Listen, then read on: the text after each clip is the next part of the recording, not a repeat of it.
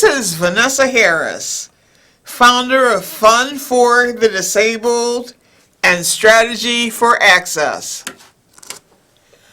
I am here with Morgan Van Dyne. Hi. Hi. How are you? I'm good. Good. How are you? Good. Morgan is a performer and comedian with a very severe disability. Morgan, you have a very severe autoimmune condition called relapsing polychondritis. Yes. Can you tell me about that? So relapsing polychondritis is an autoimmune disease where your body thinks that your cartilage and your collagens are foreign material and your body tries to reject it. So it's super painful and it's degenerative because it does destroy the cartilage in your body. So it just causes like a lot of joint pain. It affects a lot of major organs like your heart and your lungs.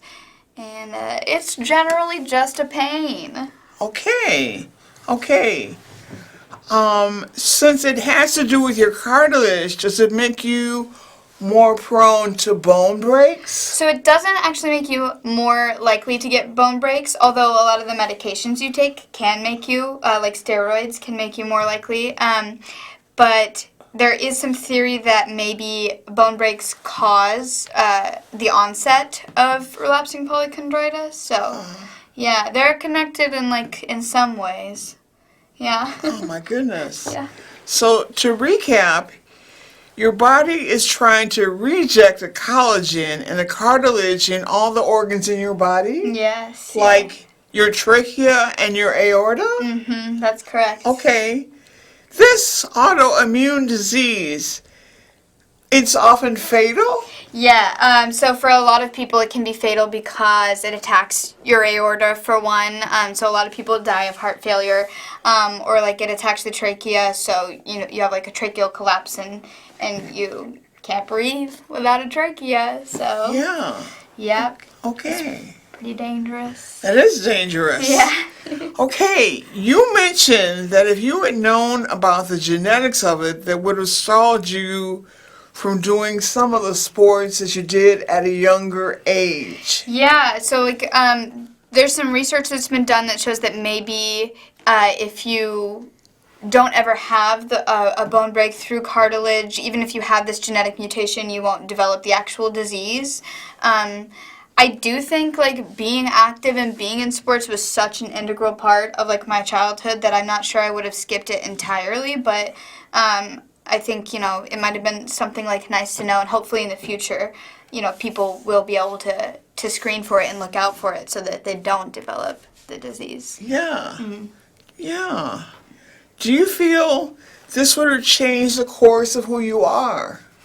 Yeah. I mean, I think that people, life plays out the way that it's supposed to, and you get what you can handle and things like that, and it definitely has been a really humbling experience, and it's been something that I've learned a lot from, and I think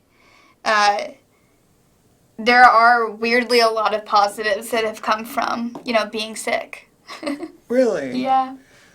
Do you feel we're supposed to live our life to the fullest potential that we are and handle what comes along the way? Of course, yeah. I think that's another way of looking at it too. Is would I have not raced dirt bikes as a kid or done karate if I had known I had this disease? It's kind of you don't want to allow things like that to hold you back, right? You have to live anyway, and I think that continues into life as a chronically ill person. You have to find that balance of pushing through the pain so that you can still enjoy life and do the things that you want to do, and finding ways to cope that work for you, and then also being gentle with yourself and allowing yourself time to rest and recover, because that's super important too. It is important. Yeah. It is important. How does your condition inspire you to keep going and do what you do? Yeah, I think it's been genuinely been a huge inspiration to me. It's just kind of like a little kick in the butt to like really get, once you realize, like, I think everyone kind of takes their time for granted, you know? You think like, oh, you know, I have this goal and maybe I'll achieve it in like 5 years, or you put it off to like work on something else, things like that. And I think it's really given me a push to be as proactive as possible, and sort of just the realization of my own like mortality and like that I might not have as much time as the average person has been a very big push to like, I really want to like, I have all these things I want to do before my time's up, you know? Yeah. And it's also like, you know, I wish that it was easier to have that kind of push without having something like looming over you, you know? Yeah. Okay. You say getting sick was a humbling experience. Can you explain why you feel this way? Definitely. I think when you're a healthy person, it's really easy to take life for granted, you know? It's very easy to just, like, not feel thankful for waking up and being able to walk into your kitchen, you know? And I think getting sick not only made me more like in tune to myself and things that I need to grow on and like work on as a person, it also made me more conscious of like other people's difficulties and like other people's how you know, things like accessibility and things like empathy that I didn't have to think about before because I was healthy. I'm definitely a much more like empathetic and thoughtful person now. Okay. You say that being diagnosed with relapsing polychondritis was one of the best things and one of the worst things that has ever happened to you. What do you mean by that? So, obviously one of the worst things because it's super painful and it totally like flipped my life around, you know? But it's also like I've found a lot of opportunities in it. I found a lot of humor in it. I found a lot of ways to feel more positive and more thankful in life. And it's sort of just like I feel thankful for like having an experience. You know what I mean? Everybody gets to have like their specific set of experiences in life. And I think being disabled or chronically ill is something that really turns you into a stronger person and a smarter person. So, yeah, in those ways I feel thankful that I've gotten to grow, you know? That's good. That's really good. Yeah. That's great. Yeah. That's great. Tell me about your experience with bipolar disorder. So, yes, I also have bipolar disorder. I have bipolar type 2. And it's definitely hard. I was diagnosed in my early 20s. And I'm lucky in that medication works really well for me. So I do feel a lot like healthier that way now. But I definitely did have some trying times in my late teens, early 20s of really big, like long hypomanic episodes and long, super, super depressive episodes. Really? Mm-hmm. Okay. My goodness. Mm-hmm. Wow. Do you see any benefits to being bipolar? I absolutely do. And I genuinely think a lot of bipolar people would agree. Obviously, safety comes first, and you have to be, like, healthy and in a place where you can take care of yourself. But there is this, like, gift that is, like, mania and hypomania, where it's such a huge creative burst, and you have all this energy, and you just feel confident. And I think it's really great. I tend to create a lot of art when I'm feeling hypomanic, because you don't have all of that, you know, you just don't have all of that normal stuff like holding you back, saying like, I'm not good enough or whatever. When you're hypomanic, you're like, I'm amazing. Really? Yeah. Okay. It's like Okay. feel great and inspired by everything. So I think it's good to kind of create in that headspace, and then when I'm feeling more balanced, go back and sort of like hone it in and make it more accessible for people who are not also on cloud nine. Okay. That makes sense. Yeah. What kind of art do you make during your bipolar episodes? So I definitely write a lot of comedy. That's like my go-to. I love writing comedy. But I also do things like I paint. I like to paint on clothes a lot. Really? Yeah, I have a lot of like jean jackets that I've painted on and things like that. I make shoes. Like I've made gifts for friends, painted on friends' clothes. With their permission, of course. Okay, yeah. Yeah. Yeah, things like that. Mostly those two. Okay. What would you say to a person who suddenly develops a disabling disease to help them see that they can live their best life? Sure. Yeah, I think that's one of like the most difficult things you can ever go through, and I wish at the time I had known someone or heard someone say like that life does feel normal again eventually. You will feel happy again. You will be able to do the things that you want to do, because it feels so overwhelming when it first happens. It feels like it's over, It feels like it's done. I'm never going to be myself again. But you do find ways to get back there, and sometimes, in some ways you find even better ways to live, Really? Yeah, totally. Can you give me some examples? I think I used to push myself really hard and never let myself rest.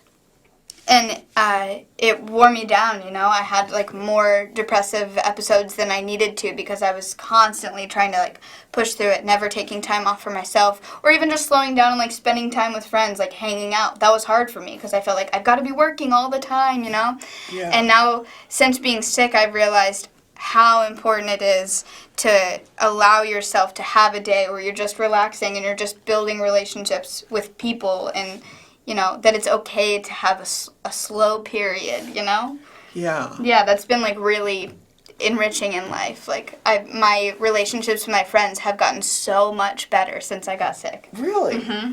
That's really cool. Yeah, it is. So you got a great balance going there now. Totally. Yeah, Yeah. that's excellent. So you were a professional dancer for a while there. Yes. What did you do? I did a lot of musical theater. I did some gig work and things like that, and I also danced for a professional basketball team. Really? Yeah. Okay. You really get around. Yeah. So what kind of musical theater did you do? Like everything. I did any show I could get my hands on. I still do. Really? Yeah, I still do musical theater now too. I just finished a production of You're in Town, so. Really? Mm-hmm. Do you sing? I do. Okay. Mm-hmm. Sing and dance. I do. Wow. He does it all. Okay. Have you ever considered paradancing? I think paradancing is super, super interesting. I don't know a lot about it, but I've seen, YouTube videos or people on, competition shows, and I think it's so cool. It's definitely something that I would like to get into. I'm sure there's a community for it in Chicago. There is. We have everything, right? Yeah. There's so much art here. Definitely that's something that I'd like to know more of, and maybe find a workshop or something to take. That'd be very cool. Okay. Yeah. Well, we feature some of that on Fun for the Disabled. Hey. So you can check out the events calendar and you can find out when they're going to be there. Awesome. Okay. How has comedy helped you cope on a daily basis to keep pushing forward? So comedy has been my go-to coping mechanism my whole life. I don't remember a time when I didn't make a joke about whatever was, ailing me, right? Okay. But I definitely think it's such an important skill for people who are chronically ill or dealing with a disability. Not only for yourself, to remind yourself that it doesn't have to be so serious, but for other people too. Because I think there's this immediate, once people find out or realize or see that you're sick, it can be such a people don't know how to cope with it, you know? They don't know, you know, am I supposed to be, like, super empathetic? Do I have to, like, tiptoe around this person now? And, of course, no one wants that. Yeah. So, yeah, comedy is a great way to sort of, like, break those barriers down. And I found, like, that helps with new friends. If I can make jokes about my condition, then they feel much more comfortable and they don't feel like they have to be worried all the time, you know? Excellent. Excellent. What are your goals for the future? To become the most famous comedian in the world. Okay. Step one. Okay. No, I'm just kidding. Maybe. No, I would love to write for late night TV. Or NBC. I would love to, like, write a TV series. That would be amazing. Really? Yeah, definitely. What kind of TV series? Well, definitely a comedy. Okay. I think I'd really like to do something that intersects comedy and mental health, because we are in a place, I think, where, like, audiences can handle mental health now. Yeah. But we still have to, like, we need to really push it so that it becomes it becomes just as normal as being like, I have the flu, to say I have depression, you know? Okay. So I think that would be, like, it would be really cool. Yeah. Okay. What personal goals do you have? Wow. I think I just would really like to continue building personal relationships. It feels weird to say because I'm like 25, but it's a newer thing for me. Like I've you know had friends, but I haven't had like the level of intimate friendships that I do now, and it's so much nicer than I would have imagined. So I'd really like to just continue building relationships like that, and you know, trying to make the people around me have a good time as possible. Okay. Yeah. How do people relate to you as a comedian with a fatal autoimmune disease that you address in your act? I think, you know, the autoimmune disease itself is super rare, and it's interesting but not relatable per se. But the idea of, like, having to face your mortality and face the fact that we are all going to die is the most relatable thing in the world. And it's, you know, it's a thing, like, humans worry about all the time. And I think my act very much, like, makes fun of the idea of death, you know? It just kind of, it's just the most normal thing ever. And, you know, it's become less scary to me because I've had to think about it. And I think that's something that's a really cool way to connect with the audience. They'll come up to me after and be like, I never thought about it, like, that way. It doesn't sound so bad, you know, things like that. Yeah. So, like, I'm really going to, like, think about it now. And I think that's very cool. Yeah. Yeah. Is there anything in your comedy that people are drawn to? I definitely think people like hearing about the autoimmune disease. Especially because it's such a, like, I was normal and healthy my whole life, and then all of a sudden had this, like, thing that people don't deal with. So I think it is, like, an interesting story. I also think I have just a very, like, goofy and, like, nothing's that serious kind of, like, vibe on stage, and I think that's fun. I hope people like it. Okay. Okay. How does it affect you having a combination of bipolar and polychondritis? Yeah, it's definitely been a wild ride. Because there's this thing of, like, so when you have a lot of autoimmune diseases, you have chronic fatigue, which I do experience a lot. Like, you know, it doesn't really matter how much I sleep or rest, I'm always tired. And then bipolar can do the exact opposite, where you have, like, you know, a heightened awakeness, alertness. So it can be super weird when, like, my body is exhausted, but my mind is, like, running, you know? Yeah. Yeah, it can be crazy. And then on the flip side, when I am in, like, a more depressive state, it can be really hard to do the things I need to take care of the relapsing polychondritis, you know? Yeah. Yeah. Wow. It's a challenge. Yeah, it is. Yeah. Do you have a mantra that you say to yourself when you wake up or to get yourself going?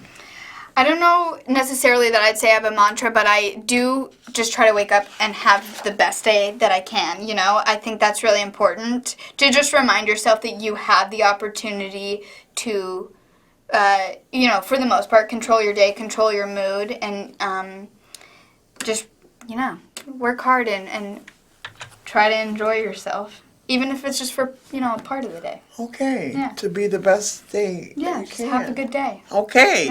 Excellent. Well, what kind of performances are upcoming for you? So I'll be doing improvised Jane Bond. That's James Bond, but it's all women. Really? Yeah. We'll be doing that Okay. in March and April, which will be super, super cool. And, you know, I'll be doing some stand-up gigs around the city. Okay. Yeah. Okay. Well, to find out where Morgan will be performing, check out our Facebook, Twitter, and Instagram pages and our handle is fun4 the disabled. Thanks, Morgan, for spending the day with us today. It was a pleasure. Yeah, thank you so much for having me. Thank you. You made me very happy to know you. Yay, me Please too. come back. I'd love to. Okay, thanks a lot. Thank you. Thanks a lot. Bye-bye. Bye. This is Vanessa Harris signing off with funforthedisabled.com. Bye-bye.